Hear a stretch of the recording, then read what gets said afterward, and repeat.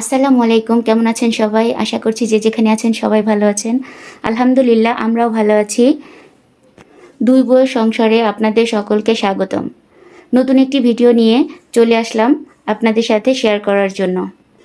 দুই বউয়ের সংসারে ভিডিওটা দেখে যদি আপনাদের কাছে ভালো লেগে থাকে তাহলে অবশ্যই লাইক, কমেন্ট এবং সাবস্ক্রাইব করে আমাদের পাশে থাকবেন।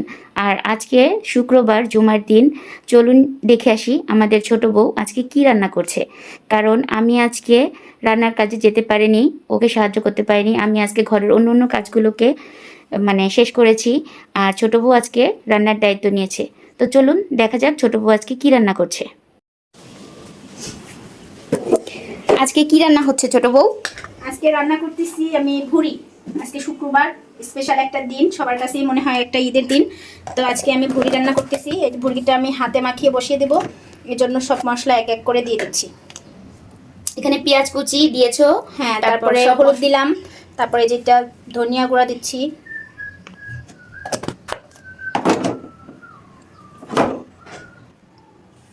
এটা হচ্ছে জিরা গুঁড়া।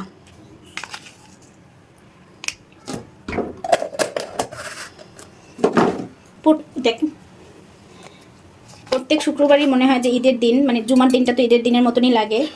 তো তখন ইচ্ছা করে বাসায় একটু ভালো মন্দ রান্না করি, বাচ্চাদের খাওয়াই। তো যার কারণে আজকে ভাবলাম, গত শুক্রবারে গরু মাংস রান্না করা হয়েছিল, তো ভাবলাম ঈদের মানে কোরবানির ভুড়ি এটা কতদিন আর ফ্রিজে রাখবো, তো আজকে রান্না করে ফেলি।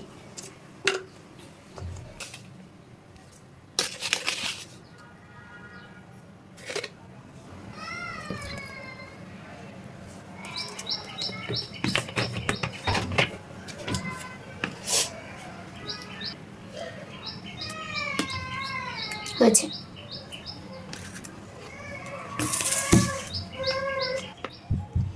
এটা হচ্ছে আদা বাটা। আর গরুর মাংস, ভুড়ি সব এগুলোতে হচ্ছে একটু মানে আদা বাটাটা, রসুন বাটাটা কম দিতে হয়, তাহলে হচ্ছে মজাটা বেশি।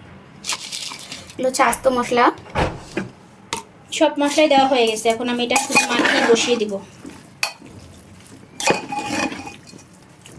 আর আমি রান্না সেরকম পারতাম না। এখন আস্তে আস্তে বড় বউয়ের কাছ থেকে আমি অনেক রান্না শিখেছি। সে আমাকে রান্না করার সময় বলে বলে দেয়।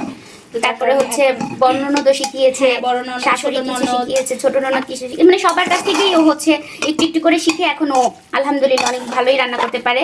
তারপর ও শুধু মানে মাংসের মশলাটার মেজারমেন্ট এখনো পর্যন্ত করতে পারে না, যে মানে বেশি মাংসে কতটুকু লাগবে, কম মাংসে কতটুকু লাগবে, কিন্তু মাছ ভুনাটা ওর অনেক বেশি মজা হয়।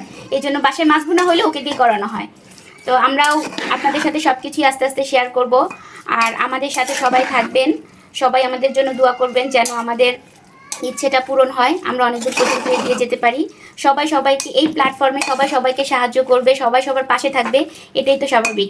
কেউ আমরা হিংসা করব না যে একটা লাইক দিব না বা একটা কমেন্ট করব না। ভুল ত্রুটি হলে সবাই কমেন্টের মাধ্যমে জানিয়ে দিবেন, আমরা ইনশাল্লাহ ভালো কিছু দেওয়ার চেষ্টা করব।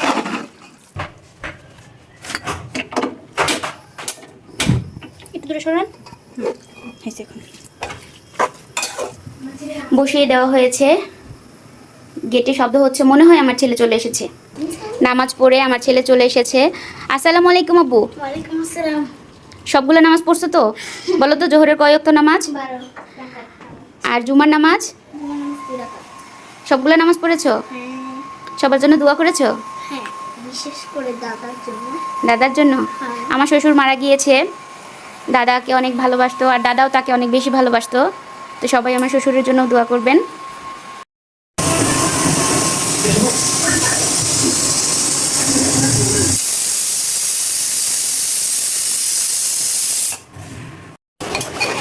এই যে ভুড়িটা প্রায় হওয়ার মাঝামাঝি, যদিও এটা অনেকটাই ভাজা ভাজা করব, তাহলে ভালো লাগবে, পানি সবটুকু শুকিয়ে যাবে। এই যে আপনাদের ছোট বউ হচ্ছে মাছ ধুচ্ছে, কারণ আমি গোসল করে ফেলেছি, ও এখনও গোসল করেনি, তার জন্য ওই মাছটা ধুয়ে সব কিছু রেডি করে দিয়ে যাবে, আমি এগুলোকে ভাজবো।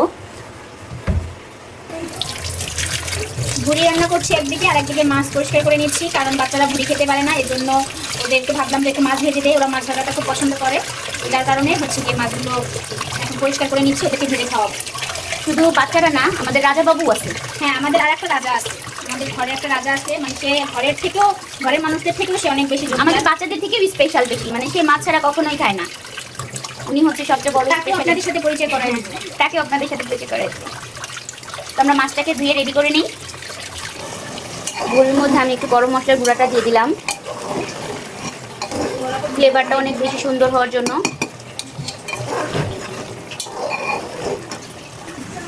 আমি স্যালাডটা কেটে নিচ্ছি, ছোট বউ মাছটা রেডি করছে।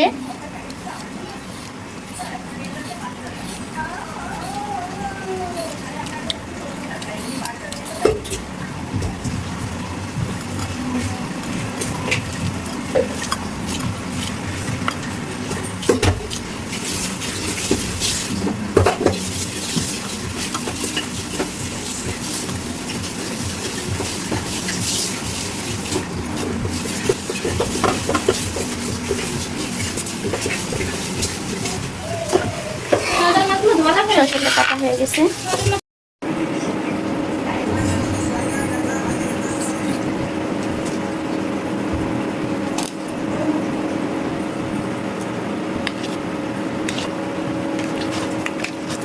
মাছের সাথে আমি আলুও ভেজে নিচ্ছি, কারণ বাচ্চারা আলু ভাজাটাও খুব পছন্দ করে। গরম ভাতের সাথে ওরা এটা খেতে খুব ভালোবাসে, যার কারণে ভাবলাম একটু আলুও দিয়ে দিই। তেলটা অনেক বেশি হিট হয়েছে, অনেকক্ষণ আগে দেওয়া হয়েছে তো।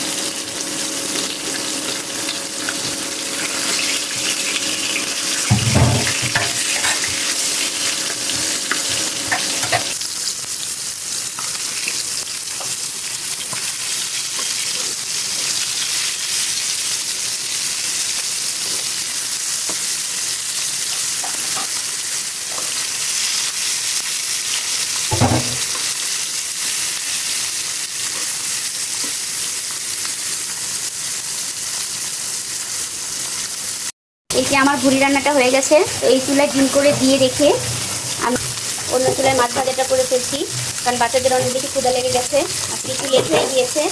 মাছ ভাজিটা এখানে হচ্ছে, এখানে ভুড়িটাও হয়ে যাচ্ছে। মাছ ভাজিটা হয়ে গেলে ওদেরকে খেতে দিব। ছোটো বউ এই যে বাকি কাজগুলো করে ফেলছে, কয়টা মাছ জিনিস ছিল সেগুলোকে দিয়ে ফেলছে। রান্না করার শেষে তো অনেক কিছু জমে যায়। ছেলের অনেক ক্ষুধা লেগেছে, তাই ওকে আগে আগেই খেতে দিয়েছি। যে এখানে মাছ ভাজি, এখানে আলু চপ, এখানে হলো শসা। এই যে আমার ছেলে এখন খাবে। আব্বু অনেক বেশি ক্ষুধা লাগছে না আজকে? খাও।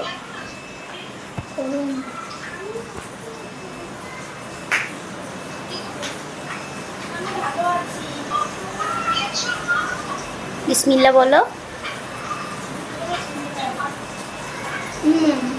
মজা।